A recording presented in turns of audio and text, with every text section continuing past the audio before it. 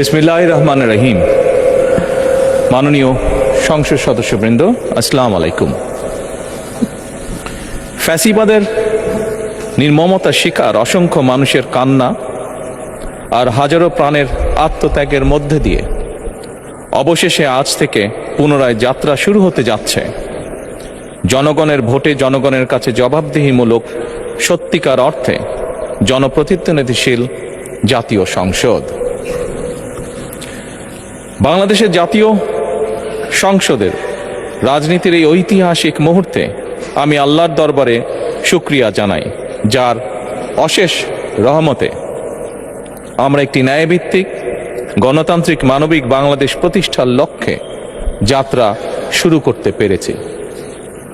1971 সালের স্বাধীনতা যুদ্ধের থেকে শুরু করে 2024 সালের দেশ এবং জনগণের স্বাধীনতা রক্ষার যুদ্ধ সহ এই পর্যন্ত দেশে গণতন্ত্র এবং মানুষের অধিকার প্রতিষ্ঠার সংগ্রামে যারা শহীদ হয়েছেন, ত্রয়োদশ জাতীয় সংসদ শুরুর এই যাত্রা লগ্নে আমি তাদেরকে কৃতজ্ঞতার সঙ্গে স্মরণ করছি।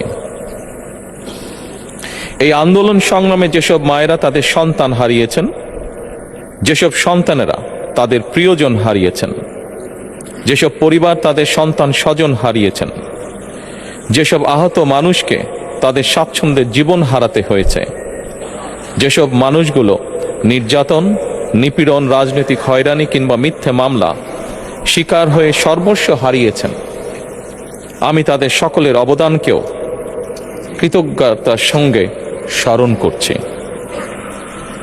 দেশের ছাত্র জনতা, কৃষক, শ্রমিক, শিক্ষক, কবি, সাহিত্যিক, সাংবাদিক, চিকিৎসক, প্রকৌশলী, আইনজীবী, কামার কুমার, জেলে তাঁতি, গাড়ি চালক, ব্যবসায়ী এবং সরকারি বেসরকারি চাকরিজীবী, গৃহিণী, সারা দেশে গণতান্ত্রিক রাজনৈতিক দলের নেতা কর্মী সমর্থক তথা সর্বস্তরের সকল শ্রেণী পেশার মানুষ যাদেরকে গুম, খুন, হত্যা, নির্যাতন, নিপীড়ন, মিথ্যা হামলা মামলা কিংবা জীবন্ত মানুষের কবরস্থান তুল্য বর্বর বন্দিশালা, আয়নাঘর, কোনো কিছু দিয়েই যাদের গণতান্ত্রিক আকাঙ্ক্ষাকে রুখে দেওয়া যায়নি,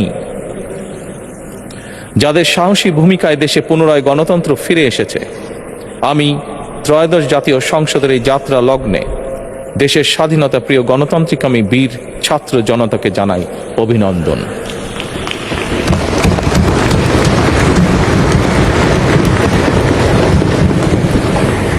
সম্মানিত সংসদ সদস্যবৃন্দ,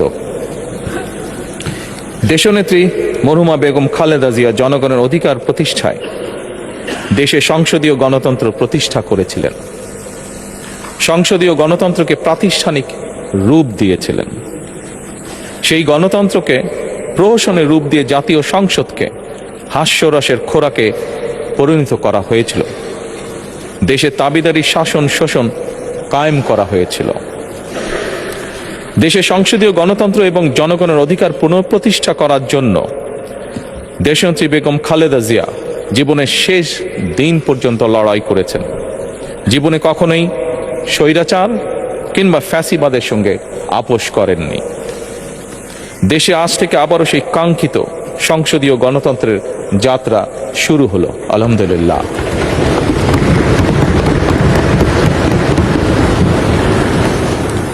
সংসদীয় রাজনীতি প্রতিষ্ঠাতা খালেদা জিয়া দেশ এবং জনগণের সাফল্যে এই শুভ মুহূর্তটি দেখে যেতে পারেননি।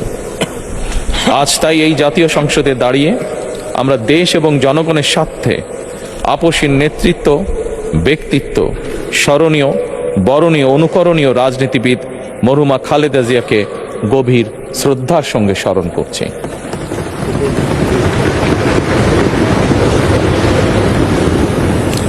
সম্মানিত সংসদ সদস্যবৃন্দ, দেশে বহুদলীয় গণতন্ত্রের প্রবক্তা এবং প্রবর্তক, স্বাধীনতার ঘোষক শহীদ প্রেসিডেন্ট জিয়াউর রহমানের একটি উক্তির কথা আপনাদের সামনে আমি স্মরণ করতে চাই। তিনি বলেছিলেন, জনগণই যদি রাজনৈতিক দল হয় তাহলে আমি সেই দলেরই আছি। অর্থাৎ ব্যক্তি কিংবা দলের স্বার্থ নয়, জনগণের স্বার্থই সবচাইতে বড়। এটাই বিএনপির রাজনীতি।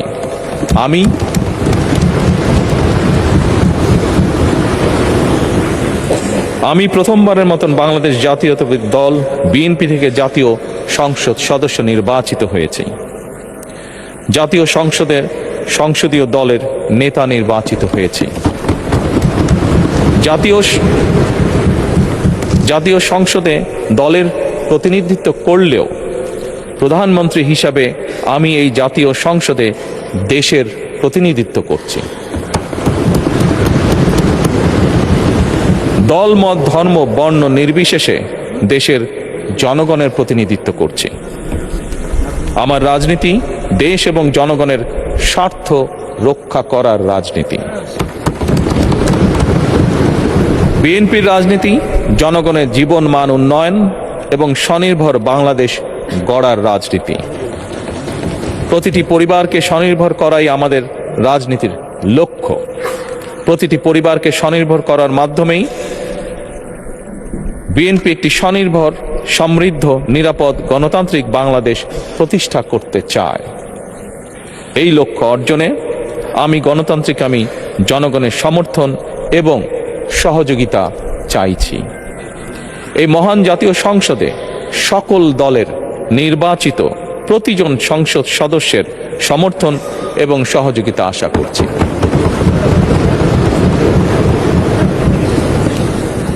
সম্মানিত সংসদ সদস্যবৃন্দ, আমি বিশ্বাস করি আমাদের দল কিংবা মত কিংবা কর্মসূচি ভিন্ন হতে পারে, কিন্তু তাবেদার মুক্ত, ফ্যাসিবাদ মুক্ত একটি স্বাধীন, সার্বভৌম, নিরাপদ, স্বনির্ভর বাংলাদেশ প্রতিষ্ঠায় আমাদের মধ্যে কোনো বিরোধ থাকতে পারে না, বিরোধ নেই। জাতীয় সংসদকে জাতীয় কর্মকাণ্ডের কেন্দ্রবিন্দু না করে বিতাড়িত ফ্যাসিস্ট সরকার জাতীয় সংসদকে অকার্যকর করে ফেলেছিল। আমরা এই মহান জাতীয় সংসদকে সকল যুক্তি, তর্ক আর জাতীয় সমস্যা সমাধানের কেন্দ্রবিন্দুতে পরিণত করতে চাই।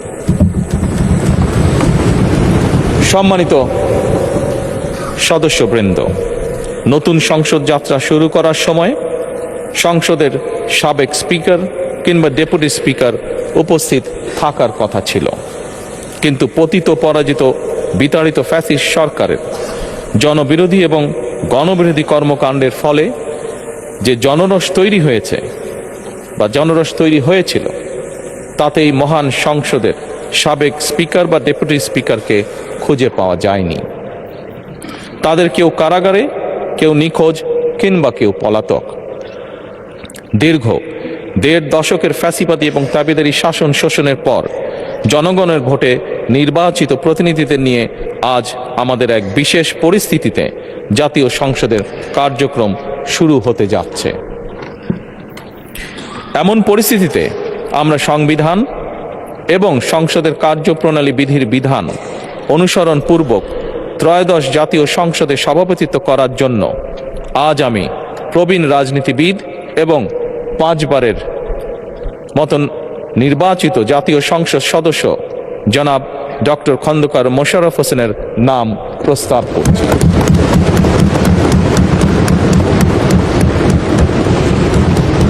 সম্মানিত সংসদ সদস্যবৃন্দ, আমাদের সংসদীয় রীতিনীতির ইতিহাসে এই ধরনের পরিপ্রেক্ষিত নজিরবিহীন নয়। 1973 সালে তৎকালীন প্রধানমন্ত্রী মরহুম শেখ মুজিবুর রহমান ওই সংসদের সদস্য মাওলানা আব্দুর রশিদ তর্কবাদীশের নাম প্রস্তাব করেছিলেন এবং তার সভাপতিত্বে বাংলাদেশের প্রথম সংসদের প্রথম অধিবেশন শুরু হয়েছিল। আমি জাতীয় সংসদের সকল সম্মানিত সদস্যকে স্বাগত এবং ধন্যবাদ জানাই। আল্লাহ হাফেজ। বাংলাদেশ জিন্দাবাদ।